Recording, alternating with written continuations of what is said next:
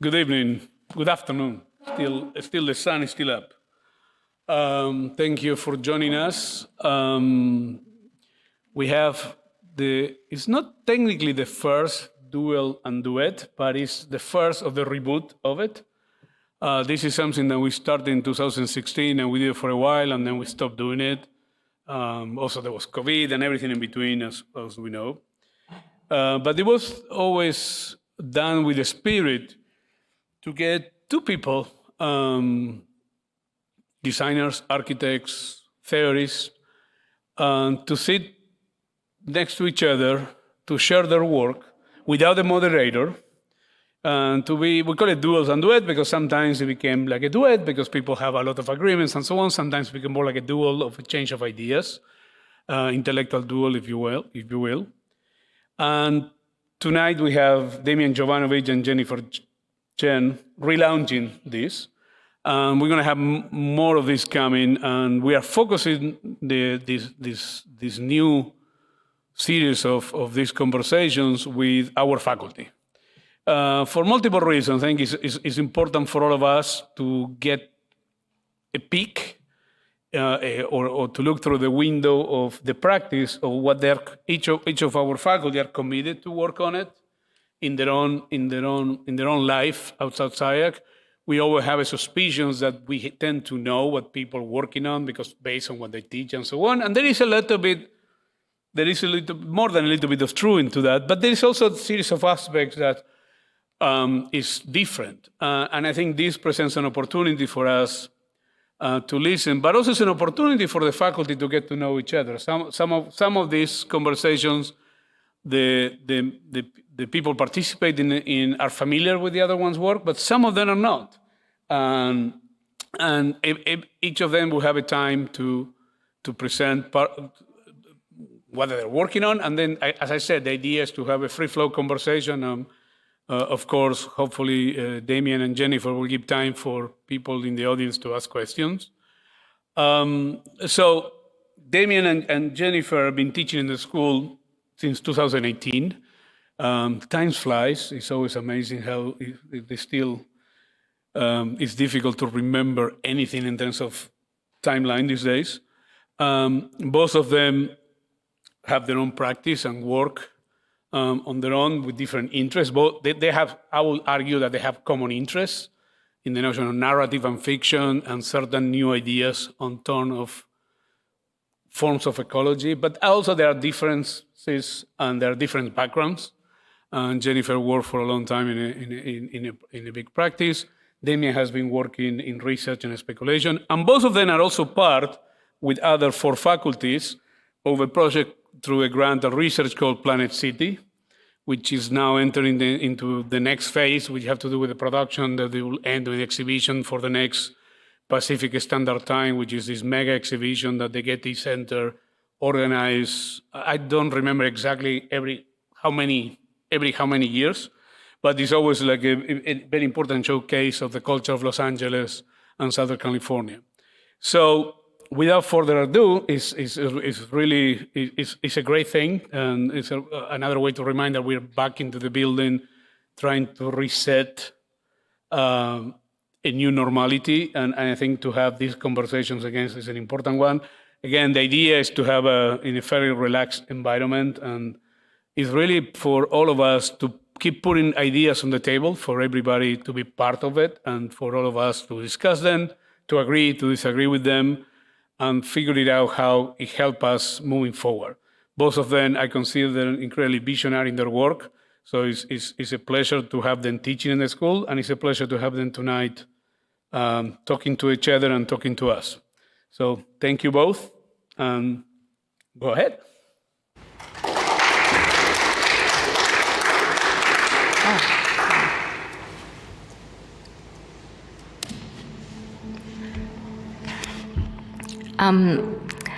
Thank you, Hernán. So I've always been interested in the storytelling layer of the design practice. So tonight I want to share with you a current piece of research that I've been working on that is continuing and extending that interest in both scope and scale.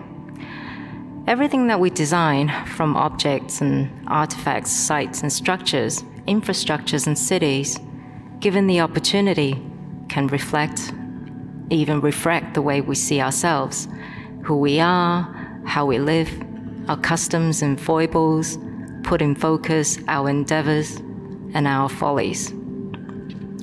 So in these objects, if these objects and artifacts are costumes and props, then the sites and structures are stage sets of the world in which our stories are played out, then the largest of them all would have to be the Earth.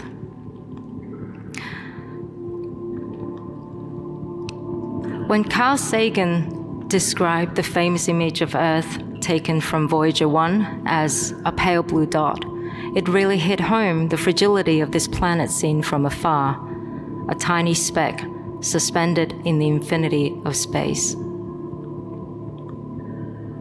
Stuart Brand, the environmentalist, was convinced if we could see a photograph of the whole Earth, it would change the way we think about our planet and ourselves. And he campaigned for NASA to release a satellite image of the whole Earth that was rumored to exist. This image fueled and boosted the environmental movement in the 60s. And that is what I was thinking about in response to the provocation of Liam Young's Planet City, a provocation where the entire population of the Earth come together to live in a single city. I wondered what would Earth, this planet of ours, look like from space in the age of Planet City. A provocation of a provocation. Pale blue dot, Mark II.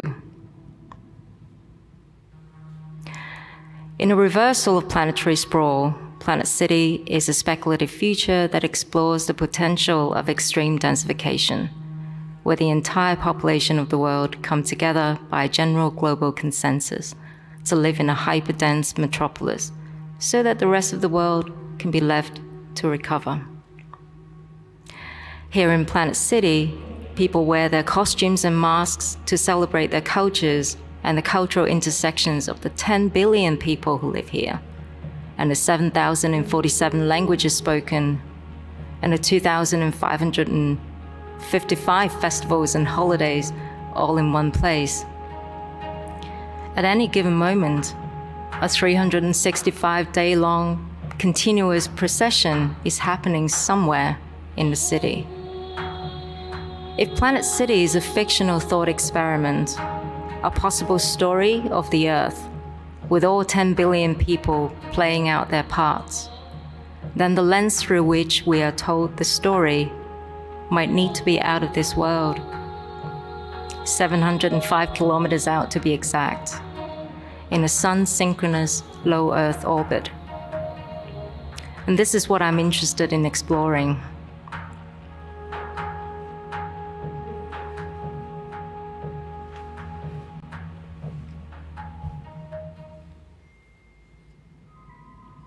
He was 10, 9, 8, 7, 6, 5, 4, 3, 2, 1, 0. Release. Engines at full thrust. Liftoff. September 2021, Landsat 9 satellite, the latest of the Landsat missions, launched into space. We have come quite a long way from when Newton put a glass prism in the sunlight that began to make sense of light and the electromagnetic spectrum. Because every element in the universe has a unique light signature, we can know that the sun is mainly made up of hydrogen and helium, and that we can see and study the Orion Nebula at 1,300 light years away and much farther beyond. Looking back at Earth, remote sensing technologies help us understand the world, its changing conditions and unexpected impact highlighted and revealed to us in light signatures and wavelengths otherwise invisible to our human eyes. We use it to monitor crop yields, keep track of natural habitats, document the shrinking sea ice and forests, and the expanding drought and wildfires. We look at moisture content in vegetation to determine their age and health, that might lead us to uncover anything from long-lost cities to recent genocide mass graves. We detect algae bloom in the ocean and discover new area of emperor penguin droppings on the pristine Antarctic ice, evidence of a migrating colony caused by the warming temperature and the melting sea ice. It is an image announcing their desperation and resilience, an image of despair and hope at the same time. Remote sensing images and data show us direct correlation between the cause and effects of our collapsing climate. As the climate collapses around us, we're given all the data and evidence science can offer. Yet until we experience the impact of climate change firsthand, we're observing the catastrophe unfolding at arm's length. This is when fictions and stories could be a useful and powerful tool to let us imagine what the charts and graphs cannot show. These fictions transcend facts and figures into stories that steep deep into our minds and cultures. They're portals through which we can experience the consequences of our present-day actions in speculative future ecologies. In fact, they may be more real than we think. The toxic air that threatens to engulf Nausicaa's kingdom in the Valley of the Wind has happened with deadly intensities since the Industrial Revolution and the use of fossil fuels. The post-apocalyptic desert wasteland of Mad Max, with its water shortage, famine, disease, a lawless frontier riddled with renegade tribes and warlords, may as well be describing many Saharan regions in the African continent. The orange sky predicted in Blade Runner 2049's misshapen LA climate echoed what was already happening in California and around the world, with ever more frequent droughts and wildfires. In these fictions, the stories may easily resonate with us, but what really complete these worlds and add the potency in each of them are perhaps in the details. Nausicaa's glider and the cosplay-worthy outfit, the cult of V8, the chrome spray, and the hot rod cars in Mad Max. In my other work, I've also explored world building and using props and costumes to imagine who we are and how we live. In The Robot Skies, a film shot entirely through camera drones, we see two teenagers each held by police order within the confines of their council estate tower blocks. A network of drones surveying the estates as a roving flock of CCTV cameras. Our two characters are kept apart by this autonomous aerial infrastructure. It may be a dystopian love story, but it's also an imagining of how technology may change the way we live in the city. Here, the drones themselves become characters in the story, spies and messengers, foes and allies.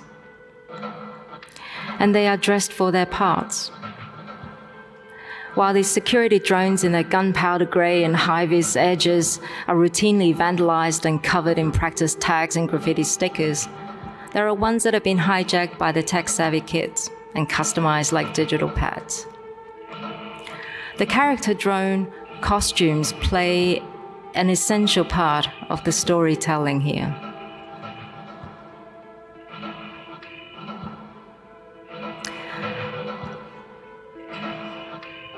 Just like these aerial dancers and flying speakers hovering in the Barbican Auditorium in London accompanying John Cale in a live music performance, we imagine them emerging as autonomous entities, cultural objects, icons even, long after their uses expired, transmission faded, their signals lost, protocols forgotten.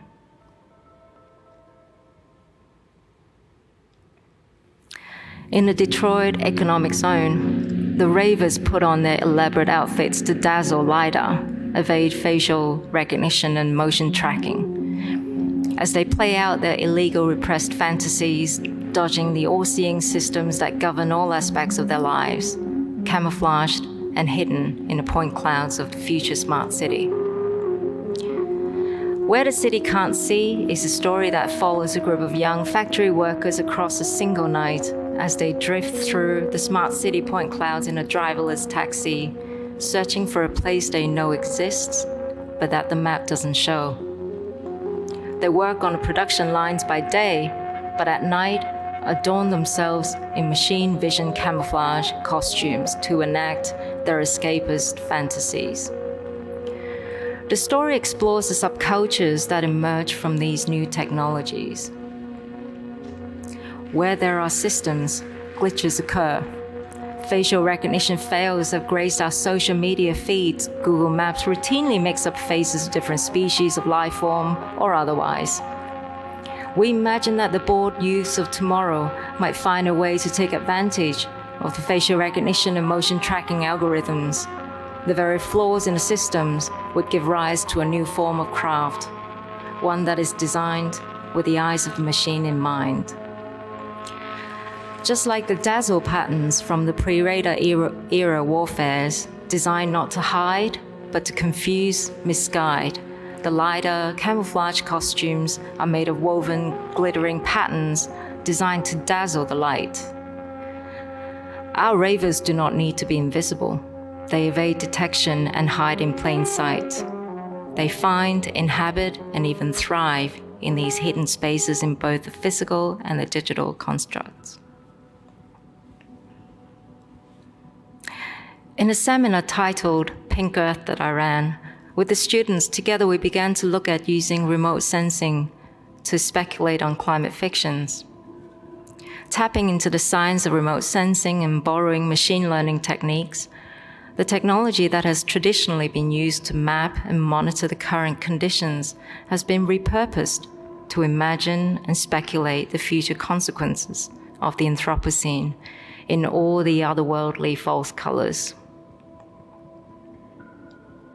Looking from above, we could start to join dots and speculate on how the vast expanse of light pollution from urban sprawl could highlight the plights of the dung beetles, and without them to fertilize the forests, our own demise as well.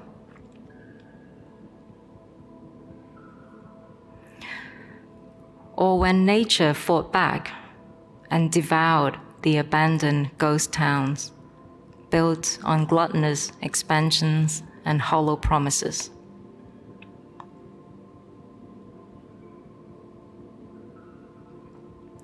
Or in Peru, the old gold mines and contaminated river systems have become sites of pilgrimage where the eco-conscious go and disburden themselves of precious metals, returning them to where they came from.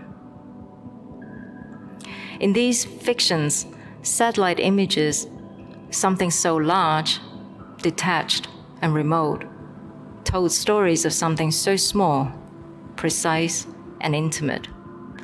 A star and its particles, a forest and its dung beetles, a planet and its inhabitants.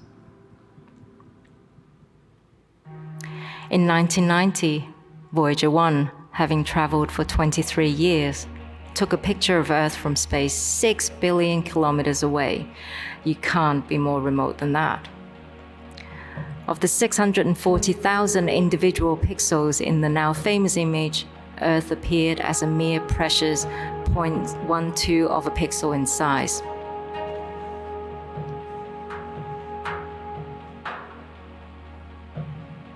Carl Sagan, in describing Earth as the pale blue dot, rammed home the fragility of the only home we've ever known. It also demonstrated the power of seeing our planet from afar, from space.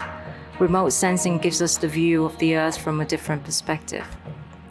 In this research, the science and the power of this technology is explored as a speculative medium where stories of our lives and our planet can be revealed, told, and passed down. We see in Planet City scenes of its 10 billion population living their individual lives. What might remote sensing tell us about the story of the 10 billion as a collective? The whole is surely greater than the sum of its parts. With the 49 billion solar panels glitter and twinkle, and the brightness of the city blind the senses out in space, Would the ultraviolet light powering all the sustainable agriculture in the future render the Earth pink? Could the cuts and incisions on the surface of the planet start to heal? Would the man-made straight lines begin to soften? The borders and boundaries finally dissolve? Would the colors of the coral and the plankton return when the shipping lanes are emptied and the ocean temperature steadied? In looking at Planet City from space, remote sensing is not only an instrument for scientific data collection, but a speculative medium. Its images not just maps of the planet, but culturally transformative artifacts, onto which projected our follies, exploits, ingenuities and endeavors, revealing our hopes and fears, desires and dreads at the scale of the planet.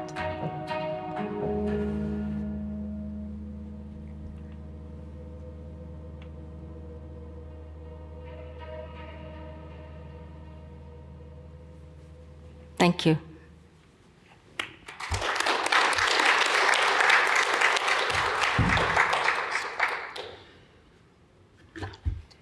Fantastic, thank you. Okay, so I just need to hook this up and then I'll start my presentation. I'm done with it, no worries.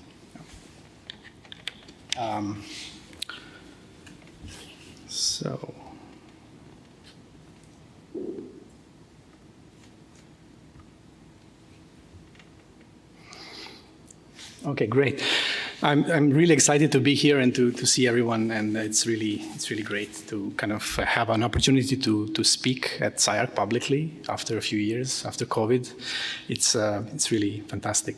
So in the talk I will focus on one project which is part of the Views of the Planet City exhibition that will happen, I think, in 2 years from now. But I will touch upon many different topics which I'm working on and which are kind of related to this idea. So the work that we are developing in this, let me just start the video. The project we're developing for this exhibition is called Planet Garden, and it's a planetary simulation game. So before going maybe into the project itself, I want to briefly touch upon the concept of the simulation and maybe talk about how this figures in my work and what it means and where it actually comes from. So a simulation is an interactive, nonlinear, cultural format. When I talk about simulations, I don't talk about them from the point of view of, let's say, engineering or science, which have a more objective idea, and it's always something outside in the world, like a phenomenon that is simulated to produce, real effects and to kind of test the models. But the simulation that I'm kind of talking about is a cultural format. It's a format that can change and evolve in time and have potentially endless different outcomes. And you might know different kinds of simulations. For example, video games are probably the most interesting example of a simulation. And then, any kind of experimental software, anything that is interactive, anything that is kind of there is a user input or a feedback, that kind of falls under this idea of the simulation. So this is what I work with in my practice and also in my teaching at SCI-Arc here. This idea that if we work with these new real-time rendering techniques and we kind of take this format as a really a cultural expression of our time, maybe that becomes maybe a new representational regime that we can all kind of participate in and have a different outcome and maybe new effects and produce new forms of engagement, new forms of seeing, and new forms of architectural thinking. So what I make in my practice are these simulations which are in between, let's say, video games and tools, and they are more like interactive toys in some regard. The one you see right now is an online modeling tool which kind of features 4 human and non-human agents that are kind of participating in this small toy world. and you as a player are intervening in their space, and you are someone who is basically kind of controlling the situation, and you're someone who is able to kind of affect their lives. So there is always this idea of loops and kind of a relationship between the player and the world, and also between the agents and their behaviors, their intelligences, their intentionalities. And this is what is kind of what makes it into this kind of format that I was talking about. So I use simulations to kind of think and talk about many different ideas, sometimes, as in this work with Casey Ream, called New Campo Marzio. Sometimes we work with simulations to think about artificial intelligence and different ways that agents can inhabit the world, and they can respond to different stimuli. So in this case, what we are seeing is kind of a new version of the Campo Marzio drawing by Piranesi, which was produced by training a neural network on the original drawing and then producing kind of a series of point clouds of new Campo Marzio variations. And then we have a series of these kind of agents who are negotiating the space, going through it, learning about it, understanding how to communicate with it and how to traverse it, basically. This is kind of a fully automated simulation. One thing which is interesting when there is a new cultural format is how do you think about legacy, let's say, effects of legacy media, such as film or animation. For example, the camera in this case is fully automated. No one is controlling the camera. And this is kind of an interesting idea because it brings kind of new ways of thinking about engagement. There are other components, but this is one of the works that I just wanted to kind of talk about before we get back into the project as well. So in this project, for example, this project is called Dream Estate, and here the focus was on kind of producing a series of avatars and imbuing them with emotional intelligence and ways to communicate both between themselves, but also with space and with kind of the environment. Here we thought about ways that one can design a persona, or let's say construct the world of a personality that then becomes reflected also in kind of the overarching idea of the world of the simulation itself. So these agents, they have different intentionalities, different ways of kind of existing in this space, and they are able to kind of communicate and express different ideas. And basically, this is what is kind of happening. But since it's undirected and kind of automated from this point of view, it becomes an interesting thing to think about. How does a narrative, how does an idea of a story become changed in an open format, in a format that is not really scripted, that is not really kind of predetermined in a way, that is open-ended, and kind of it becomes more unknown in a way. So in other projects, I'm using this idea to kind of really talk just about architecture and kind of deploy maybe tropes and cliches of video games as means of thinking about how an architectural project might become mobilized and might become like a new expression. In this case, this project is basically a work in progress in many ways, but it is inspired by John Hayduck's kind of mask idea, where the world of the project is not just the world of a building, but it's also a world of characters and a world of different stories that are tied to these characters. So in this way, this idea of the world becomes really interesting, because I think with the simulation, with this idea of using this format, comes the baggage of kind of having to produce a world, or having to kind of go beyond just producing one artifact or one expression. In this case, this is one of the newer pieces that I'm working on, which is kind of a simulation of a small being. And it's really the kind of intentionality is to kind of communicate and see if we can start attributing,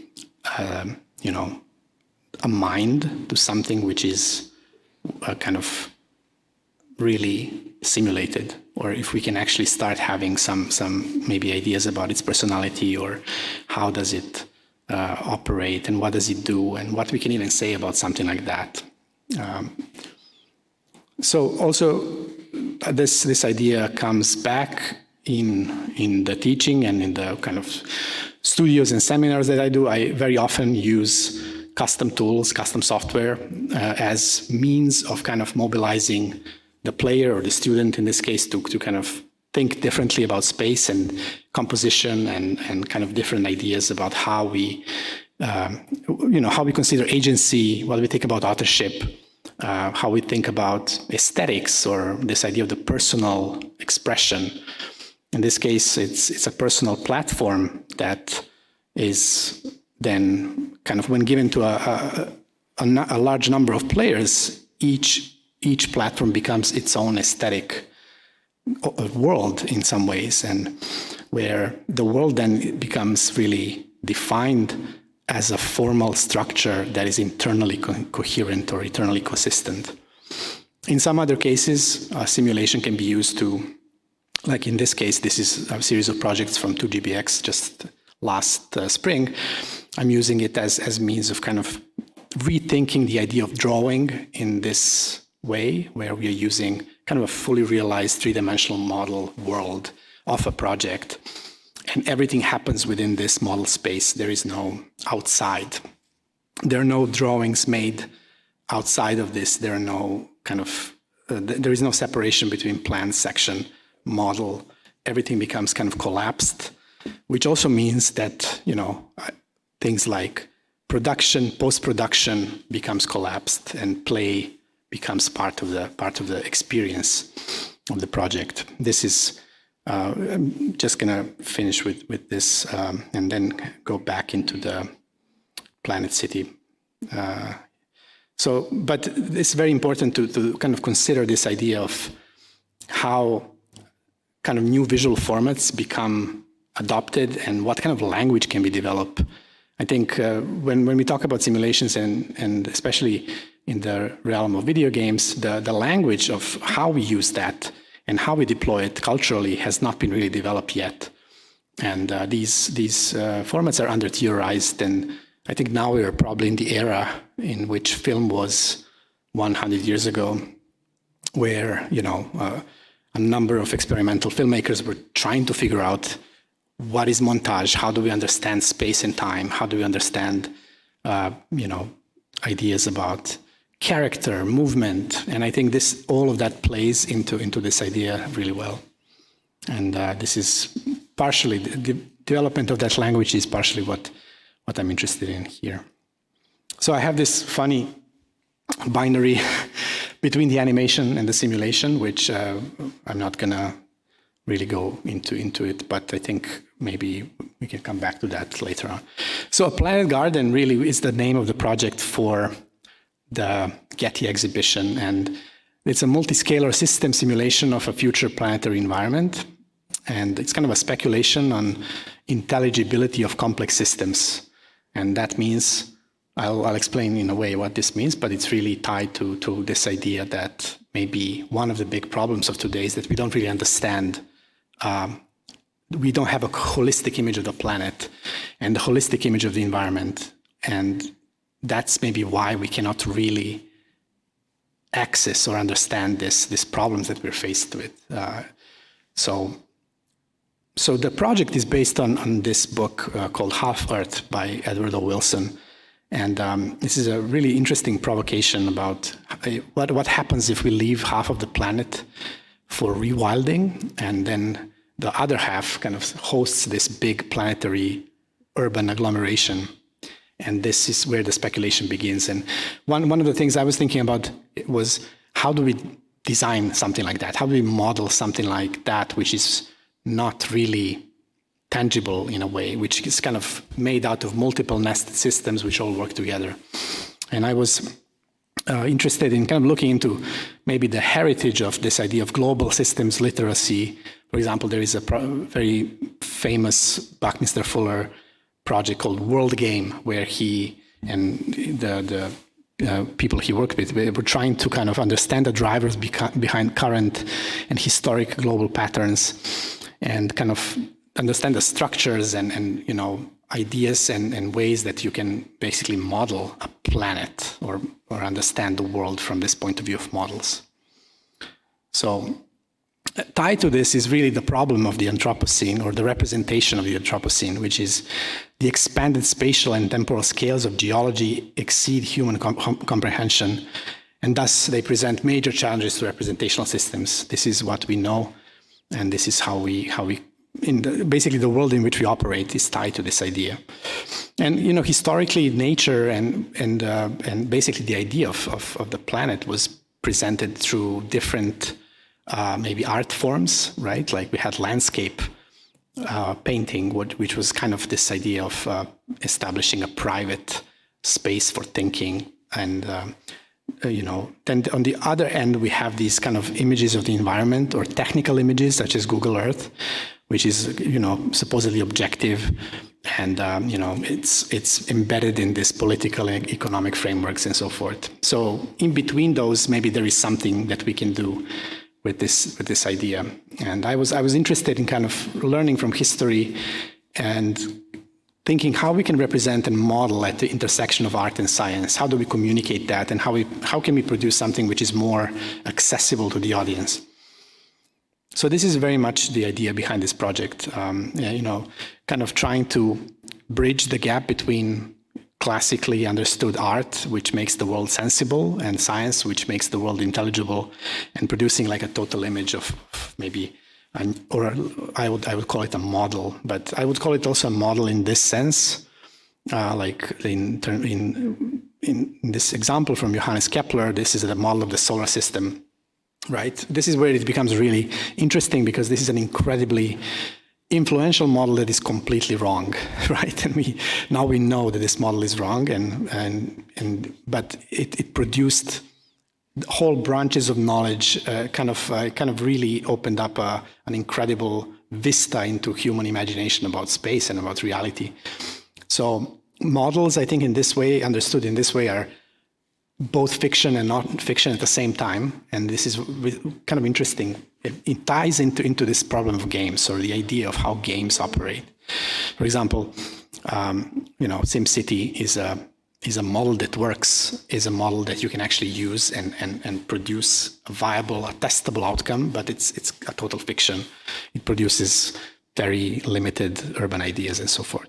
So games are interesting also for other reasons. It's because they can actually present an enormous amount of information visually, and kind of they can, these kind of simulation games, especially like Civilization or SimCity or Stellaris, they are incredibly complex, very ambitious formal systems that work on many scales and, talk about evolutions of the whole kind of series of species, but they also do it in a way that teach you about how the systems operate, which is one thing that I was really interested in here, learning from that point as well. So really, one of the main kind of influences for the project was the designer Will Wright and his GDC talk called Dynamics for Designers, where he kind of basically explains the approach to modeling systems and how you can actually incorporate them within a video game context